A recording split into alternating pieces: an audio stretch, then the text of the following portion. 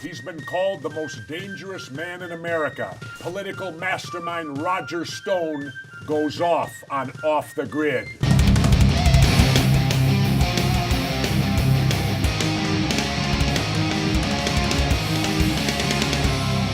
He's a veteran political consultant since working no fewer than 8 Republican presidential campaigns, and he's editor-publisher of thestonezone.com. I welcome Roger Stone to Off the Grid. Roger, how are you today? Governor, it is terrific to be with you. And before we start here, I want to commend you for being one of the few Americans who's had the guts to stand up and point out the hypocrisy of the two-party system, the Republicans and the Democrats. And I'm a lifelong Republican, but let's face it, they've morphed into one big spying, stealing, borrowing, spending, taxing, big government party. And you're one of the few who's had the courage to talk about that. Well, I appreciate that, Roger, and that was going to be one of my questions to you after so many years in the Republican Party. I mean, you go way back, 8 Republican presidential campaigns. What was the compelling thing now to get you to jump? And you're now a member of the Libertarian Party? Yes, I am indeed, because I believe in personal freedom. I'm, I guess what you'd call an extreme fiscal conservative. I do think we can be non-interventionists without being isolationists. We don't need to be going around the world looking for war. There are some bad people out there who do mean us harm, but we can't be giving away our civil liberties in the fight against them. So I'm looking for a balance. The Bushes, in my view, have just rushed off to every expensive war without our clear military objectives ever being at least convincible as far as I'm concerned. I started as a Goldwater Republican, Jesse. I believed in small government. It stayed out of my personal life, stayed out of my pocketbook, wasn't spying on me, wasn't eroding my civil liberties. It was a different day. Over time, what's happened here is the people who finance the Democrats are the same people who finance the Republicans, and they merely replace a Bush with an Obama with a Clinton, but you're getting the same big government, big spending, big spying policies. Roger. And it's really pathetic. I love it. You're doing my job for me. I've been harping on this going on 20 years now. I appreciate it that a guy with your experience is on board with me. Tell me something now. You've written a book, LBJ, the man who killed Kennedy, the case against LBJ. Now, you realize what that's going to do to you? Because I wrote a book too. I did it commemorating the 50 years because I don't believe the Warren Commission at all. I think LBJ's one hell of a suspect for it. And but do you realize what that's going to do to your credibility? They're now going to call you a conspiracy theorist. Do you consider yourself a conspiracy theorist? No, Governor, in all honesty, I consider myself a truth teller. Look, I'm not really much of a conspiracy theorist. I don't agree with everything that you say, for example, but in this case, your book, your most recent book, They've Killed Our President, I gave away 16 of them for Christmas because if somebody wants to understand the conspiracy or the plot around the Warren Commission, it's concise, it's hard-hitting, it's documented, and an idiot can understand it. How anybody with any sense of objectivity or intelligence can still believe the Warren Commission is beyond belief to me. I have seen some of the television investigative reporting you yourself have done, and you have unraveled this plot. And it's interesting to me because in Section 6, page 316 of your most recent book, you confirmed what I myself found. Lyndon Baines Johnson played a role in a plot that involved the CIA and some elements of organized crime. They were already working together on killing Castro. And then the money came from the boys in Big Texas Oil. Roger, are you aware, there's another book too, I think, called The Mastermind of the Kennedy Killing by Philip Nelson. Are you familiar with that one? I'm in the middle of reading that one right now. Does he agree pretty much with you, obviously? Well, I'm going to pay tribute to him. I agree with Phil. In other words, he said very nice things about my book. He says I nailed it. And I built on the research of really 3 authors, a fellow named Craig Zerbel in Texas, who really started to put together the pieces of the LBJ puzzle. But Jesse, I'm not talking about conjecture or speculation. I'm talking about fingerprint evidence, eyewitness evidence that put a hitman with a historic and provable tightness to other murders on behalf of Lyndon Johnson on the 6th floor in the Texas School Book Depository building. Yeah, let me interject here. Have you read Harold Weisberg's book, Whitewash? Have you read the Whitewash series by Harold Weisberg? It's interesting. Harold points out in the famous Altkins photo by the AP guy, you clearly see Lee Harvey Oswald standing in the doorway. He isn't even up on the 6th floor. You can see it in that photograph. They try to say it's this guy, Lovelady. That's baloney. You can tell by the shirts. Lovelady had a wide striped shirt. This guy in the doorway is wearing the identical shirt Oswald wore when he was arrested. How could he possibly be the shooter when he's standing in the doorway looking at the president's limo going by? He's a patsy. He's been maneuvered there by his handlers in the CIA. We have multiple evidence now that he was a U.S. intelligence asset. He had been an informant for the FBI in New Orleans. The CIA and the FBI lied to the Warren Commission, but it was immaterial because the government was investigating itself in the Warren Commission. Yeah, So, absolutely.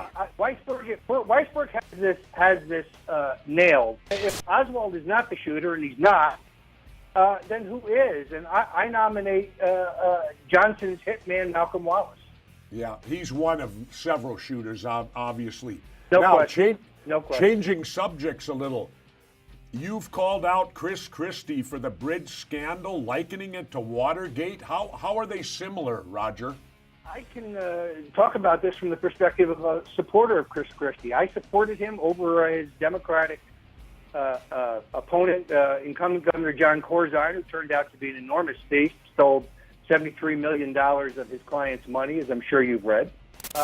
Christie was someone I've known for a long time. I know all of his top lieutenants. So I'm in the unique position of knowing the 17 aides who have been subpoenaed in the Christie matter and knowing the original Watergate gang. I must tell you, Governor, Christie's a control freak. He was a button-down guy. It is illogical to me that this woman, Bridget Kelly, just went to a computer and said to an operative, a political operative, it's time for some traffic problems. Someone ordered her to do that. The governor himself, the chief of staff, the state party chairman, the governor's eminence Grease, political eminence Grease, somebody in my view gave that order. And until everybody's testified fully under the Klieg lights in a public forum and produces all the documents, we're never really going to know what happened. I do remember how Nixon stonewalled it. I remember how he initially claimed he knew nothing, but the governor has already been caught in two huge fabrications. He said in his 2-hour speech, or his Q&A, that he had not seen this fellow Wildstein, who was a hatchet man, who was his eyes and ears at the Port Authority at $150,000 a year, hired at the orders of Chris Christie. He'd not seen him for at least 6 months. And then a picture of the two of them together on the day the bridge was shut down surfaced, within 2 feet of each other. So, Governor, what did they say to each other? I want to hear that under oath. What did Christie know, and when did he know it? Exactly, and why would you do that? Why would you shut down for no reason but political, because a mayor wouldn't support you for governor? You're going to attack back and... It's hardball in the old political style. In other words, just think about this. It's not even a dirty trick to win votes. It's strictly vindictive. It's the politics of retribution. It's the politics of a bully. And you know what it shows me? It shows me that identical to when they had the government shutdown, that anybody in these two political parties, they think more of their party than they do the American people. Look, I work directly for Ronald Reagan. I work directly for Richard Nixon. And the juxtaposition is, and I've watched Bill Clinton and Barack Obama very carefully. The American people in our president, we want serenity. We want balance. We want confidence. We want some magnanimity. We don't want a hatchet man for president. I worked for Richard Nixon. And when he buried that persona with the new Nixon and a blast of television, he temporarily deluded the American people to thinking he wasn't an angry guy. And, of course, it was his downfall. Chris Christie is too hot to be president. He's too angry. He's too vindictive. I think the American people look for a different quality in a president. Let's move forward a little, if I can. While I've got you here, I want to ask you your predictions. 2016's coming up. You know, And all we hear about now is Hillary. Do you think Hillary's going to be the Democratic candidate in 2016? I think that she may have some desire to run, but I question whether she has the health and the stamina for a long and very bitter and ugly campaign. Bill Clinton doesn't seem to realize that certain elements of his past are going to be relitigated. And I'm not talking about Monica Lewinsky and all of that. I think he is responsible for more serious crimes, what some people might call rape. I think his connections to cocaine are unacceptable. There will be a full exploration of his, not only his record, but her role in covering up elements of his record. Why they, who are both esteemed in the American public, fabulously wealthy, both of them approaching in their 70s, why they would want to take this on is beyond me. Okay, as we move, who do you think is going to be on the Republican side? And I've heard that you'll support Donald Trump. My only problem with Trump is he always rattles his sword and nothing more comes of it, because he tried that with me way back in 2000. Well, he's a big fan of yours, as you know. I think that he is sorely tempted. I think he was more sorely tempted in 2012 than he was back then. On the other hand, the race is wide open. It's not like you have some front runner in place. There's no Romney or McCain or some has-been. I like, if I have to choose a major party candidate, and, I'd be partial to see who the Libertarians nominate, because, I'm a party member, but I want to make sure that whoever they nominate is sane. I like Scott Walker in the sense that he has brought real reform to that state, real fundamental spending and tax reform. I would be careful of Scott Walker. There's more to him than meets the eye. I'll tell you what, if I ran for president, Roger, you know what I'd run on? One thing. I would run and challenge the American people to make history and elect the first president since George Washington that does not belong to any political party. And that would be what I would run on if I chose to do it. All right. Well, when you're ready to hire me to manage your campaign, I'll sell myself up. That campaign would be the most fun, because you have the courage to tell the American people some harsh truths that they don't want to hear, and you're not beholden to the oil companies or the insurance companies or the military-industrial complex that very much does exist and does try to control what we see. Look at it this way: Richard Nixon wiretapped one building. They ran him out of town. Barack Obama has wiretapped every American, indeed the people of the world, and nothing happened. He and Romney are the same. They both supported the Patriot Act, the ability to spy on Americans. It is remarkable, isn't it, that when you make that point, Richard Nixon bugged one office and got thrown out of office, and here they've bugged the whole world and nothing's happening. That's a very good point. I've never thought of that. Roger, thank you. Our time's running out here on Off the Grid. I want to thank my guest, Roger Stone, and to all the people out there, remember, stay vigilant.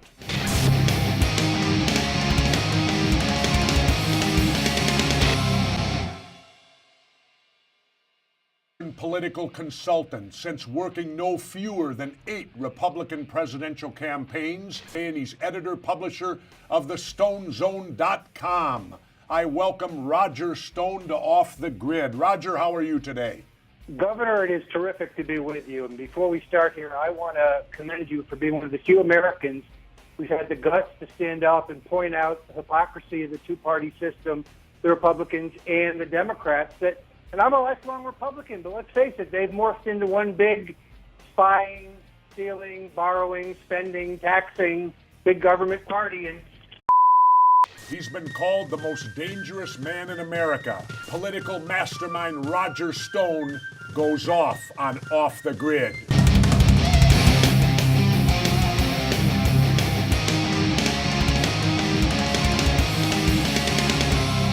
He's a veteran, and you're now a member of the Libertarian Party?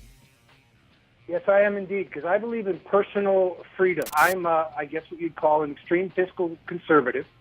I do think we can be non-interventionists without being isolationists. We don't need to be going around the world looking for war. You're one of the few who's had the courage to talk about that. Well, I appreciate that, Roger, and that was going to be one of my questions to you after so many years in the Republican Party. I mean, you go way back, 8 Republican presidential campaigns. What was the compelling thing now to get you to jump